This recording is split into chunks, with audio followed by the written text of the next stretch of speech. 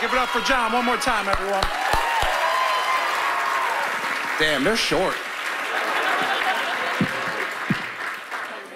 There we go.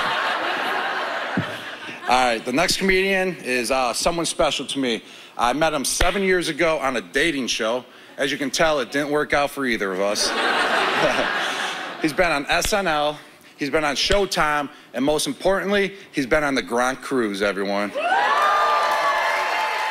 This is Finesse Mitchell.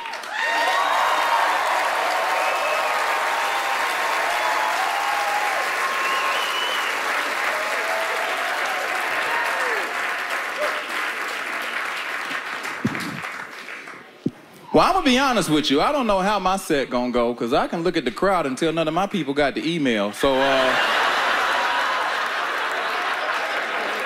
I'm serious. I got so fucking nervous. I called my boy. I had to import a black person just to make me feel... Kenny! I'm not like...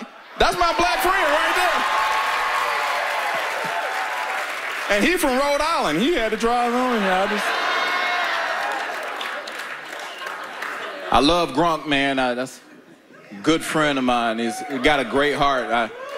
I invited myself over to his house today.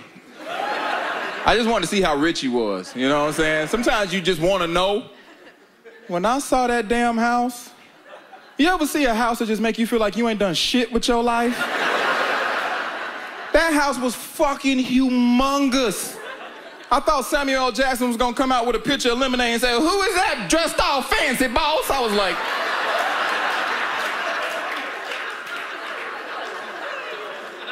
Grunk's so rich, he bought the house next to his house. And that house is just a gym for him. There are workout equipment in every room.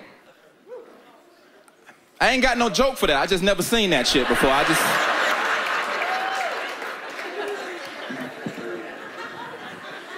Craziness, man. It's so funny. Before I came out here, Grunk was trying to give me comedy advice. He was like, "Finesse, bro, tell him you're from Atlanta and that you're like a Falcons fan." I'm like, "You trying to take the comedy show to a lynching? What the fuck are you trying to do?" No, I'm not doing that. I'm not doing that. And I just want to say this. I want to give a shout out to all the Patriots fans because, and let me tell you why. No, let me tell you why. Let me tell you why first. You guys are really classy. You are. Let me explain why. I am from Atlanta. I am a Falcons fan. I was at the Super Bowl. There was nothing but Patriots fans around me and my brother. I mean, it was just, we were so outnumbered in this football game, it was ridiculous. And for 3 quarters, we acted a complete ass. I mean, I was standing on my chair, I was singing Negro spirituals. It was just the best football game ever. We was kicking the shit out of y'all. And then the 4th quarter happened.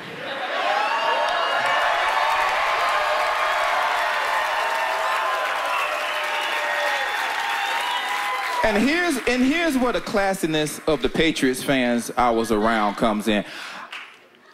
You guys won the game, and then everybody turned and looked at me and was just like, "Sorry, Finesse. That's a tough loss. That's a tough loss." Which made me humble, and I was just as respectful back. I was like, "You know what? Thank you for the way you guys are handling this victory. And I apologize for all the times I told y'all to suck my dick for the first 3 quarters and that y'all wasn't shit. And I apologize. And I just want to say thank you for not making me feel any lower than I already feel." My brother was like, "Fuck that shit. Punch him in the face." I was like, no. But I'm happy to be out here in Boston, Foxborough.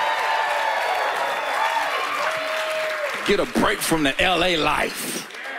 Yeah, sometimes you need to see new things and new white people, you know what I'm saying? Just our white people all spray painted orange like the president, you know what I mean? But y'all that natural white. It's that natural, authentic color right here, y'all.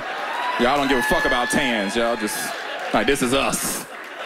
I appreciate that. Bronk is my motherfucking dude, man. You know how many clubs we've been in and just, I had to stop hanging out with him.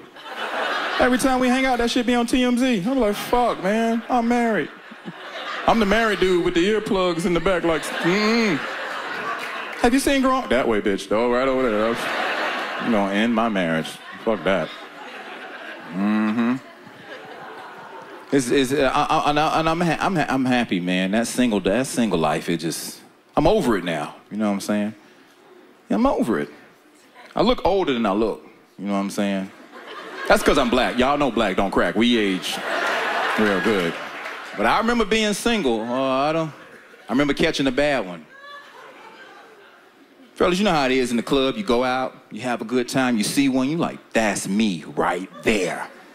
You go, you say your best lines, everything is working, and now it's time to leave. And you know how in the club, in the dark pretty, is different from outside the club in the light pretty?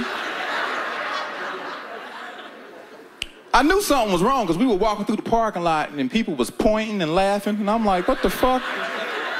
But I didn't get it. I thought they recognized me. That's Finesse. Nah, I'm driving her home. That's when I saw what was going on. She's sitting on the passenger side, and every 5 seconds, the street lights are shining in, hitting her in the face. And I can see her better, so every 5 seconds, I'm like, ooh, ooh, ooh. I think this is a man, ooh. But I wasn't sure.